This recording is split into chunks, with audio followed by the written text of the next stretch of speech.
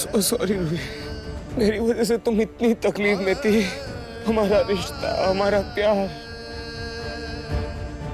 यहाँ तक कि खुद को खत्म करने चली थी तुम। पर रूही, तुम ऐसा करने की सोच भी कैसे सकती हो? हाँ?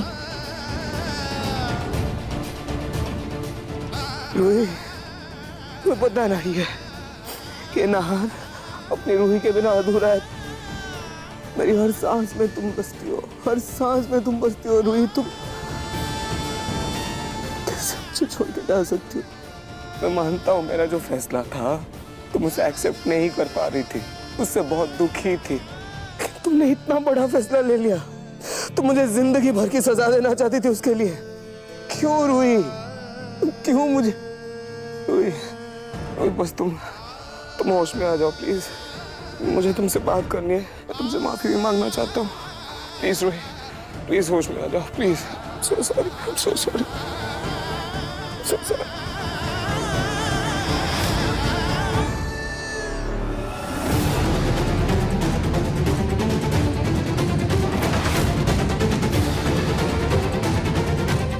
वैसे कहीं सौतेले बेटे के प्यार में आप पिघल तो नहीं रही हैं?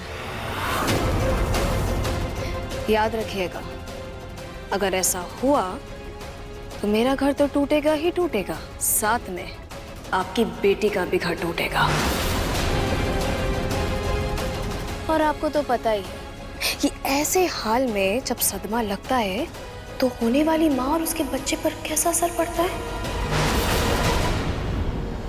झेल नहीं पाते। मुझे क्या, मुझे इन सबसे कोई मतलब नहीं है।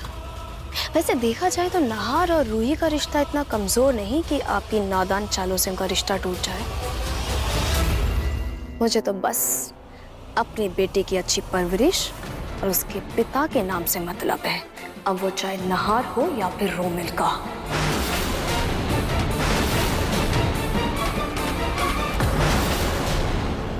आपने इतना बड़ा धोखा देकर मेरे प्यार का, हमारे रिश्ते का खून पहले ही कर दिया है ना।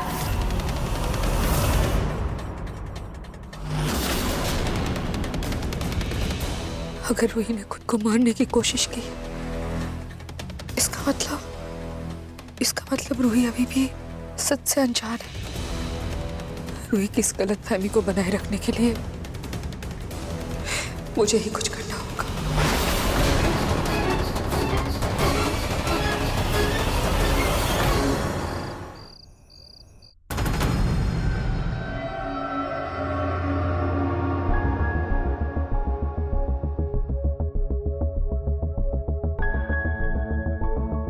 बेटा, जब तक रूही को होश नहीं आता, चलो थोड़ा आराम कर लो। जब तक रूही को होश नहीं आ जाता मैं आराम नहीं कर सकता। मुझे पता था बेटा, तुम यही खाओगे। देखो, मैं तुम्हारे लिए चाय लेकर आई हूँ, पी लो, थोड़ा आराम मिल जाएगा। Thank you. नाहर, बेटा चाय बेड पे गिर सकती है, मैं ना वहाँ टेबल पे रख देती हूँ, तुम सोफे पे बैठ के आराम से पी लेना। अच्छा।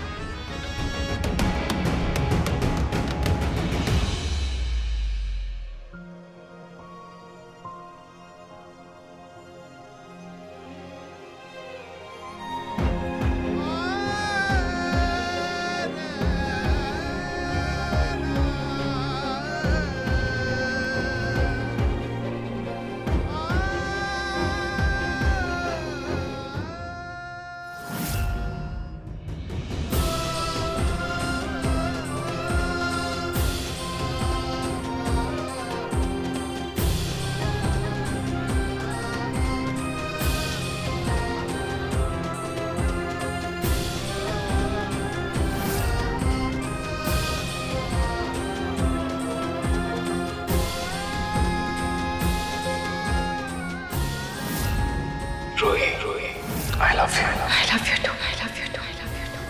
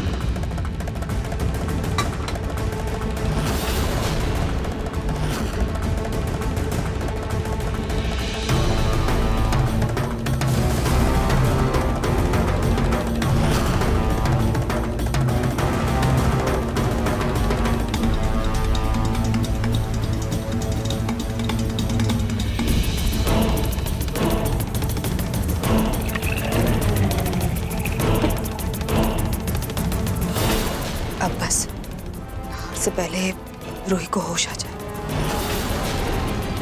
डॉक्टर ने कहा था कुछ ही घंटों में रूही को होश आ जाएगा, और नाहर पर नींद की दवाइयों का असर 3-4 घंटे तक तो रहेगा। यही सही मौका है अपने प्लान को कामयाब करने का।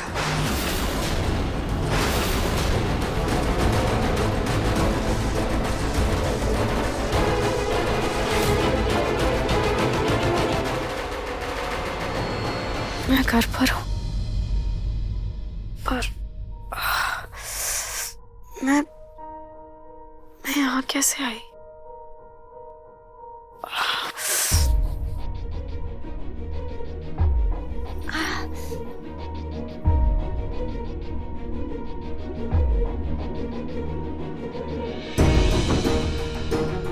जानती थी नाहर जी आप मुझे ढूंढ लेंगे। मैं जानती थी कि आपके रहते मुझे कभी कुछ नहीं हो सकता। नाहर जी,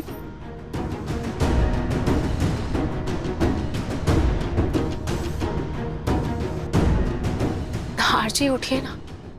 शायद मुझे ढूंढते ढूंढते नाहर जी बहुत थक गए होंगे, इसीलिए इतनी गहरी नींद में सो रहे हैं।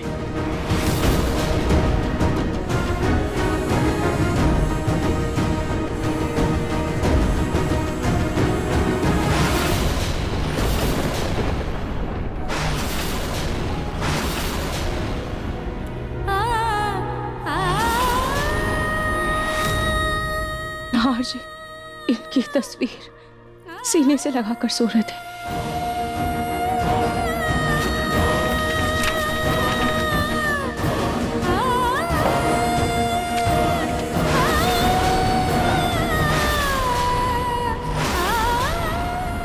नाहर जी ने आपके लिए एक और लेटर भेजा है। मुझे समझ नहीं आ रहा है कि आप क्या चाहते हैं। वही चाहता हूँ जो उस लेटर में लिखा था।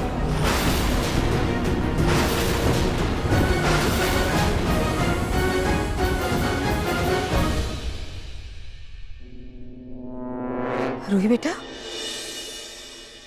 तुम्हें होश आ गया बेटा? शुक्र है भगवान का तुम बिल्कुल ठीक हो रूही। तुम्हें पता है हम सब इतना घबरा गए थे। रूही क्या हुआ बेटा? तुम रो क्यों रही हो? हाँ? क्या है ये? तलाक के पेपर्स? और इस पे तो नाहर के साइन भी है। इसका मतलब नाहर ने ये पेपर्स तुम्हारे लिए रखे। ये नाहर भी ना, इसकी हमने एक बात क्या मान ली, अपने मनमानी में सारे हदें पार कर रहा है। इसे तो मैं अभी उठाती हूँ। नहीं मम्मी जी। क्या नहीं मम्मी जी? रूही तुम देख रही हो ना इसकी गलतियां बढ़ती जा रही है बेटा। जाकर रतन जी से बात करती हूँ, एक फटकार लगाएंगे।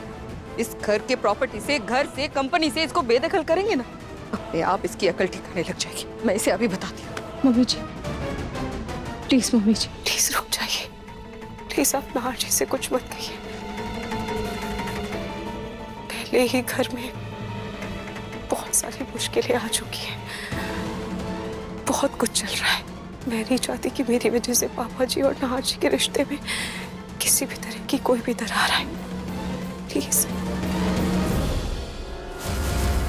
रूही मैं तुम्हारी तकलीफ समझ सकती हूँ बेटा, लेकिन एक बात बताओ, मर्द को ना सिर्फ अपनी औलाद चाहिए होती है ताकि वो अपना वंश आगे बढ़ा पाए, और तुम तो नाहर को ये दे नहीं पाई।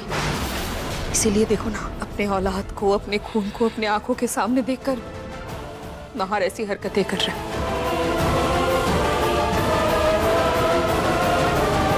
ऐसे रूही उस औरत और उसके बच्चे को अपनी आंखों के सामने देखकर तुम्हारे आत्मसम्मान को भी ठेस पहुंचती होगी ना। रूही कब तक ये अन्याय सहोगी? कब तक? मम्मी जी मेरे आत्मसम्मान से बढ़कर नाहर जी की खुशी है मेरे लिए। नाहर जी अपने नए रिश्ते में खुश है तो मुझे उनका ये रिश्ता मंजूर है।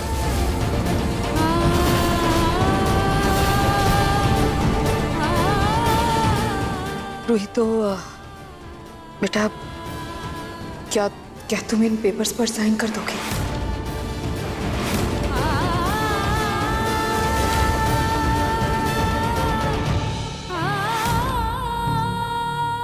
रूही एक बात कहो बेटा, जबरदस्ती के रिश्ते को पकड़े रहने से ना तकलीफ सिर्फ पकड़े रहने वाले को होती है, डोर छोड़ने वाले को नहीं। वैसे भी अपने आंखों के सामने अपने पति को किसी गैर औरत के साथ तो देखने से अच्छा है कि इंसान इस कागज के पेपर पे ही साइन कर दे। पहाड़ जैसी जिंदगी है बेटा, कब तक किसी के इंतजार में बैठी रहोगी? और वही अगर तुम्हें नाहर की खुशी में ही खुशी मिलती है तो देखो ना, नाहर ने तो अपना फैसला सुना दिया, बाकी तुम्हें जैसा भी ठीक